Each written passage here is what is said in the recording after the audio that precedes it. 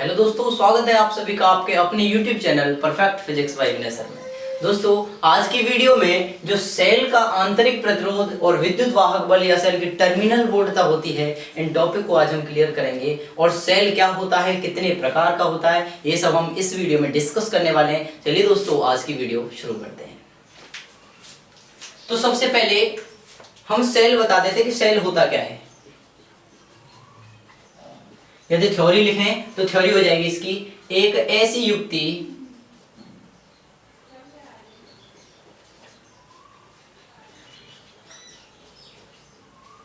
जिसके द्वारा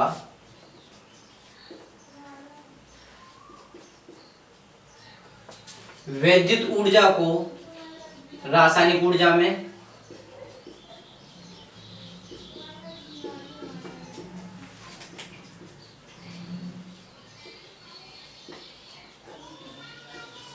एवं रासायनिक ऊर्जा को वैद्युत ऊर्जा में उल्टा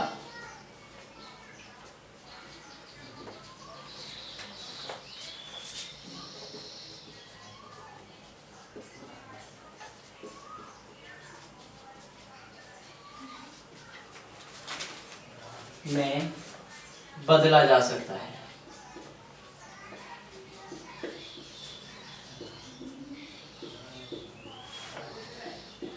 सेल कहलाता है।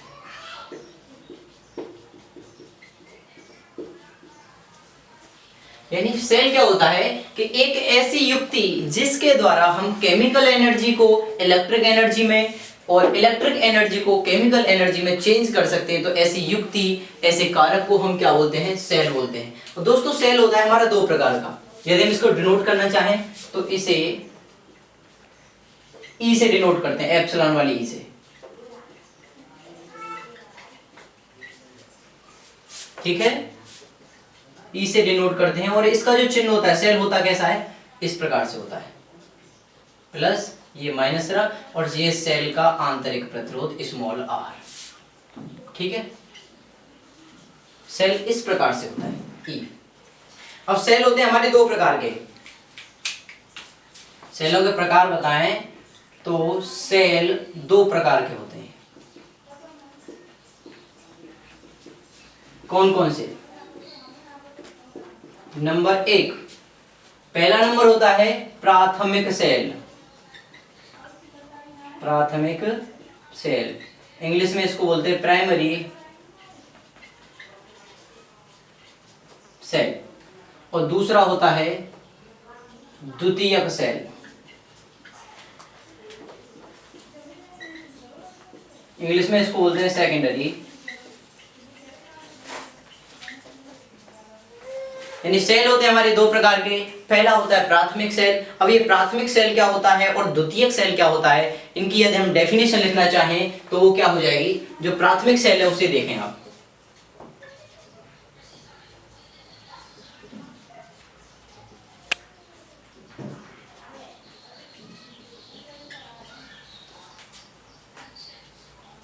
तो प्राथमिक सेल की जो डेफिनेशन है वो है ऐसे सेल जिन्हें पुनः आवेशित नहीं किया जा सकता।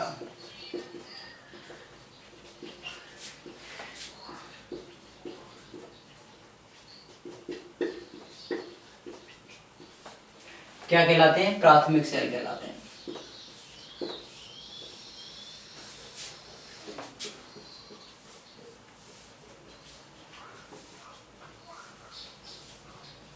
ठीक है, यानी कि इस प्रकार के सेल जिन्हें हम पुनः आवेशित नहीं कर सकते, जिन्हें हम पुनः चार्ज नहीं कर सकते, जैसे कि जो भी हमारे सेल आते हैं, रिमोट में डालने वाले सेल होते हैं, घड़ी में डालने वाले सेल होते हैं। ये ऐसे सेल आते हैं जो इन्हें एक बार यदि हम इनकी पावर खींच लें या एक बार इनको हम डिस्चार्ज कर दें तो इन्हें पुनः आवेशित नहीं किया जा सकता। यानी कि ये बेकार हो जाते हैं। एक बार यदि हम इनसे पूरी एनर्जी इनकी ले लें तो फिर ये किसी भी काम के नहीं रहते। तो ऐसे सेल क्या कहलाते हैं? प्राथमिक सेल कहलाते हैं। अब द्वितीयक सेल देखें तो द्वितीयक सेल क्या होगा?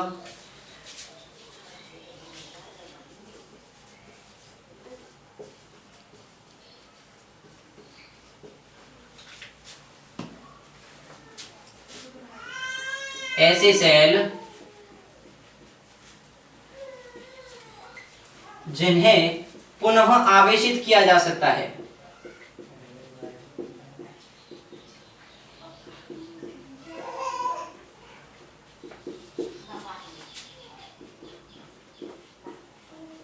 द्वितीयक सेल कहलाते हैं।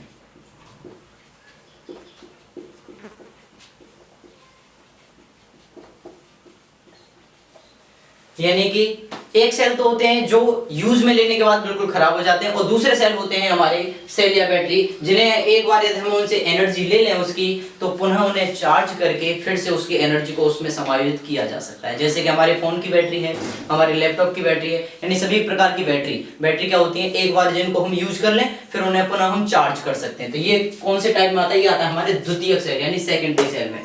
अब ये आता है कि सेल का आंतरिक प्रतिरोध क्या होता है, विद्युत वाहक बल क्या होता है, और टर्मिनल वोल्टता क्या होती है। तो सेल का आंतरिक प्रतिरोध समझें।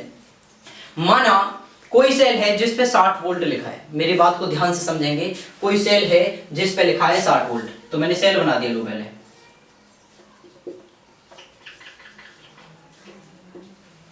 60 वोल्ट का ये सेल था हमारा।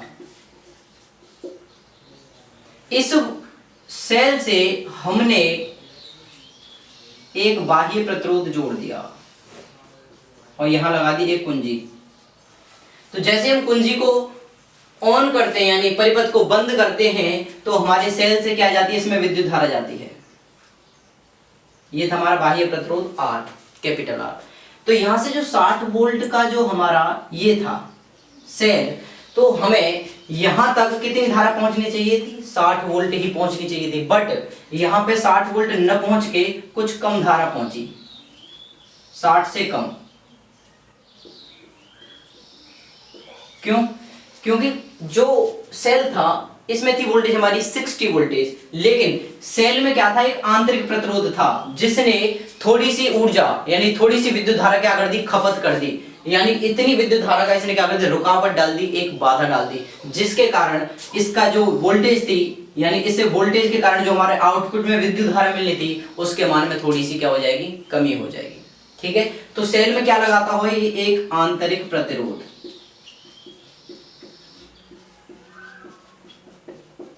यदि इसको दूसरे तरीके में समझना चाहें तो सेल किस प्रकार से होता है, सेल ऐसे होता है। ये सेल की पहली प्लेट, सेल की दूसरी प्लेट, और हमने माना ये इस प्रकार से रखा है। इस सेल में ये सेल है पूरा क्या है, ये सेल है। इस सेल में क्या भरा होता है, एक विद्युत अपघट्य भरा होता है। आप किसी भी सेल को फोड़ के देखेंगे उसमें ब्लैक कलर का कार्बन सा निकलता है, वो क्या कहलाता है, विद्युत अपघट्य। ये सेल का पॉजिटिव है, ये नेगेटिव है। पॉजिटिव को हम बोलते हैं कैथोड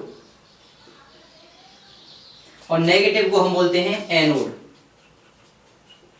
ठीक है, तो कैथोड और एनोड के सिरे में भी देखिए, दोनों सिरों के बीच भी एक विद्युत अपघट्य भरा है। जैसे हम इस सेल को ऑन करते हैं तो विद्युत धारा प्लस से माइनस की तरफ जाती है, इस प्रकार से जाएगी, और यहां पे देखिए यूं घूमते हुए यूं ऐसे आएगी विद्युत धारा। तो यहां से फिर जो यहां तक पहुंचेगी, और यहां पे क्या भरा हुआ है, एक विद्युत अपघट्य भरा हुआ है जो विद्युत धारा का क्या करेगा, विरोध करेगा, जिसके कारण विद्युत धारा के मान में क्या आ जाएगी, कमी आ जाएगी। इसका मतलब क्या हुआ कि जितनी वोल्टेज सेल पे या बैटरी पे लिखी होती है, एक्चुअल में हमें उतनी वोल्टेज प्राप्त नहीं होती, क्योंकि सेल के कैथोड और एनोड के बीच में जो विद्युत अपघट्य भरा होता है, इसको क्या बोलते हैं,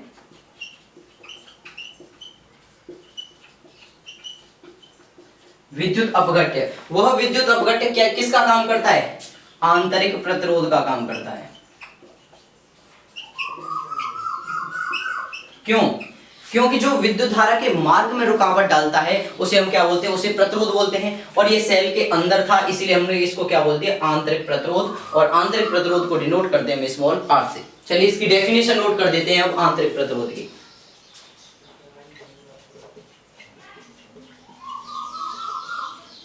आंतरिक प्रतिरोध, आंतरिक प्रतिरोध, तो आंतरिक प्रतिरोध की डेफिनेशन हो जाएगी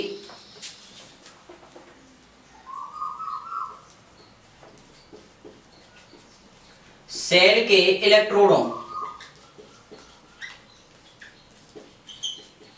अब इलेक्ट्रोड कौन कौन से होते हैं, कैथोड और एनोड दोनों को मिला के हम इनका नाम क्या कर देते हैं, इसको बोलते हैं इलेक्ट्रोड। सेल के इलेक्ट्रोड का मतलब है एक कैथोड और एक एनोड। तो सेल के इलेक्ट्रोडों के मध्य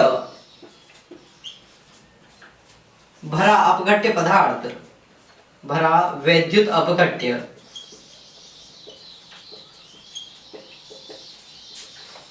विद्युत धारा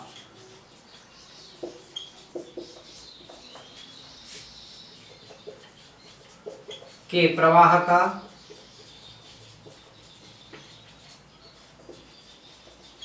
विरोध करता है। और जब ये विद्युत धारा के प्रवाह का विरोध करेगा तो ये क्या कहलाएगा, आंतरिक प्रतिरोध कहलाएगा, आंतरिक प्रतिरोध कहलाता है।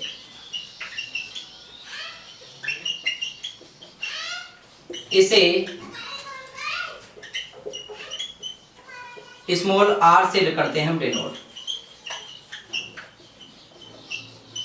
ठीक है, अब बात समझ में आएगी कि सेल का आंतरिक प्रतिरोध क्या होता है, कि सेल के इलेक्ट्रॉनों के मध्य भरा ये वैद्युत अपघट्य पदार्थ ये क्या करता है, विद्युत धारा का विरोध करता है, जिसके कारण विद्युत धारा के मान में थोड़ी सी कमी आ जाती है। और ये किसके कारण होता है, जब ये रुकावट पैदा कर रहा है, बाधा पैदा कर रहा है, तो इसको क्या नाम देंगे, प्रतिरोध। क्योंकि प्रतिरोध का काम क्या होता है, विद्युत धारा के मार्ग में रुकावट पैदा करना। जब ये रुकावट पैदा करेगा तो इसका नाम दे दिया हमने आंतरिक प्रतिरोध। आंतरिक का मतलब इसका इनिशियल, इसके अंदर, क्योंकि ये सेल के अंदर है तो हमें क्या पता चलता है, हर बैटरी में, हर सेल में एक प्रतिरोध लगा होता है जो उसका खुद का प्रतिरोध होता है, जिसे हम बोलते हैं बैटरी का आंतरिक प्रतिरोध। जैसे कि मैंने ये बनाया था, ध्यान दें फिर से, इधर ये बनाया है, ये क्या था, सेल था, सेल का प्लस सिरा माइनस सिरा, और इसी सेल में ये भी शामिल है सेल का आंतरिक प्रतिरोध। यानी सेल का आंतरिक प्रतिरोध हर सेल में, हर बैटरी में मिलता है। ठीक है दोस्तों, यहां तक आप स्क्रीनशॉट ले लीजिए, फिर मैं इसको इरेज करके आगे कराता हूं।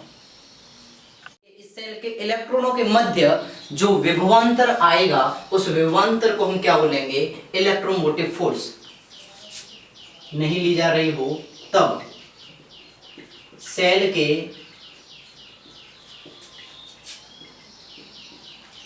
इलेक्ट्रोडों के मध्य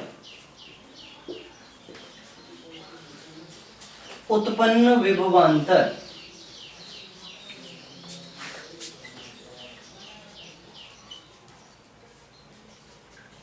विभवांतर को हम क्या बोलेंगे, सेल का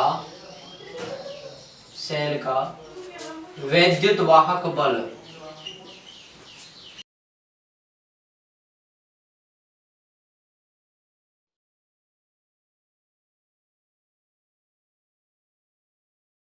यानी जब हमारा सेल खुले परिपथ में रखा है, कोई भी ऊर्जा नहीं ले रहे, तो सेल के जो इलेक्ट्रोड हैं प्लस और माइनस, कैथोड और एनोड के बीच में जो उत्पन्न विभवांतर होगा, उस विभवांतर को हम क्या बोलेंगे, सेल का वैद्युत वाहक बल।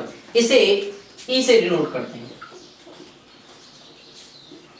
ई से डिनोट करते हैं। ठीक है,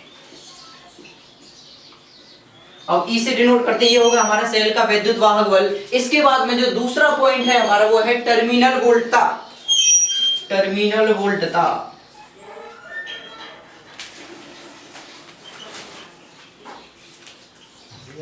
अब ये टर्मिनल वोल्टता क्या होती है, इसको डिस्कस करते हैं। जब सेल हमारा खुले परिपथ में था तो सेल से हम कोई भी ऊर्जा नहीं ले रहे थे, कोई भी विद्युत धारा नहीं ले रहे थे, उस सेल को प्रयोग में नहीं ले रहे थे, तो सेल के इलेक्ट्रोडों के मध्य जो विभवांतर था वो था हमारा सेल का वैद्युत वाहक बल। लेकिन अब की बार हमने क्या किया, जब सेल बंद परिपथ में रखा हो,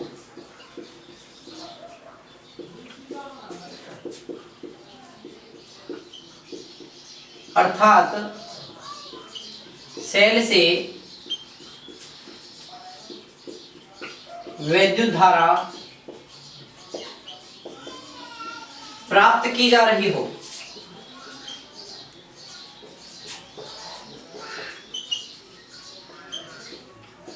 तब जो सेल के इलेक्ट्रॉनों के मध्य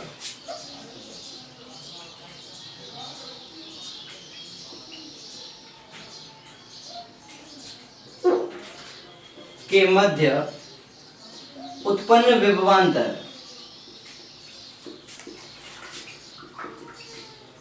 क्या कहलाता है?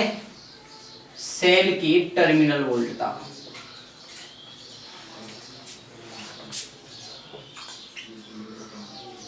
वोल्टता कहलाता है।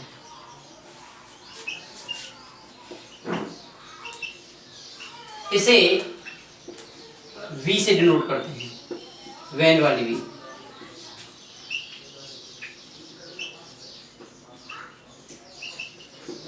कहने का मतलब है अब की बार हमने क्या किया, सेल को यूज में ले लिया है। ये हमारा कोई सेल था, सेल का आंतरिक प्रतिरोध R। इस सेल को हमने एक बाह्य प्रतिरोध यानी बाह्य प्रतिरोध को किसी उपकरण से जोड़ दिया। इस उपकरण का प्रतिरोध है कैपिटल R, इससे जोड़ दिया और यहाँ पे लगा दी हमने एक कुंजी। और जैसे हमने इस स्विच को ऑन किया तो यहाँ से क्या जाएगी, विद्युत धारा कितनी जाएगी, IR जाएगी। तो ये सेल का जो अंत है, ये था सेल था हमारा E, यानी कि सेल का जो विद्युत वाहक बल था वो था E। अब जब हम सेल को यूज में ले रहे हैं तो ये E किसके बराबर हो जाएगा, E किसके बराबर होगा, यहाँ से विद्युत धारा कितनी जा रही है, IR, I और प्रतिरोध है इसका R, तो E भी किसके बराबर होगा, IR के बराबर हो जाएगा। ठीक है, तो इसको V से डिनोट करते हैं। अब पॉइंट आता है कि आंतरिक प्रतिरोध R, विद्युत वाहक बल E तथा टर्मिनल वोल्टता V में संबंध, निकाल देते हैं। हमने मान लिया हमारे पास एक परिपथ है, इस परिपथ में हमने एक बाह्य प्रतिरोध यानी कोई भी उपकरण जोड़ दिया है जिसका प्रतिरोध है कैपिटल R, इसे जोड़ दिया है और यहां लगा दी हमने एक कुंजी। सेल था हमारा E।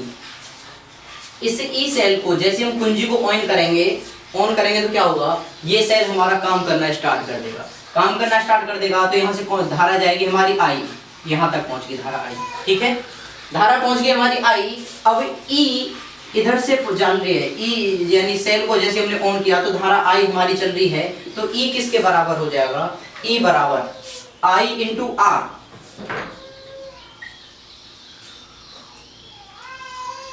इधर से चले फिर I इंटू R हो गया, फिर से धारा तो इधर ही चल रही है, प्लस का साइन लगा दिया। यहां से I धारा कितनी चल रही है, I चल रही है। I अब की बार कौन सा प्रतिरोध मिला, स्मॉल r मिल गया। ठीक है, अब ओम का नियम लगाएंगे, ओम्स लॉ।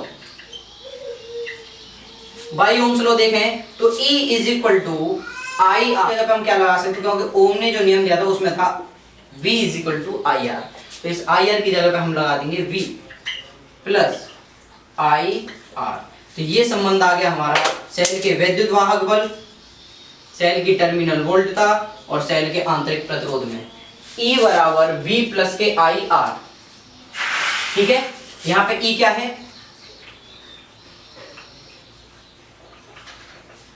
विद्युत वाहक बल है, V क्या है, टर्मिनल वोल्टता है,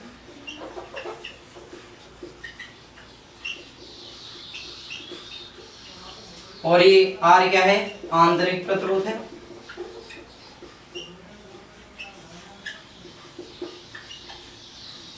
और I तो आप जानते हैं, I क्या है, विद्युत धारा। तो दोस्तों ये लेक्चर हो गए यहाँ पे कंप्लीट, सारी डेफिनेशन मैंने लिखा दी है, सबको अच्छे से समझा भी दिया है। फिर भी अगर आपकी समझ में नहीं आता, कोई भी प्रॉब्लम्स होती है समझने में, तो आप कमेंट करके जो भी सवाल, जो भी आपकी प्रॉब्लम है उस कमेंट को मेंशन कर दीजिएगा, मैं उसका सॉल्यूशन आपको इमेज के रूप में या बाय व्हाट्सएप प्रोवाइड करा दूंगा। थैंक यू दोस्तों, and thanks for watching this amazing lecture.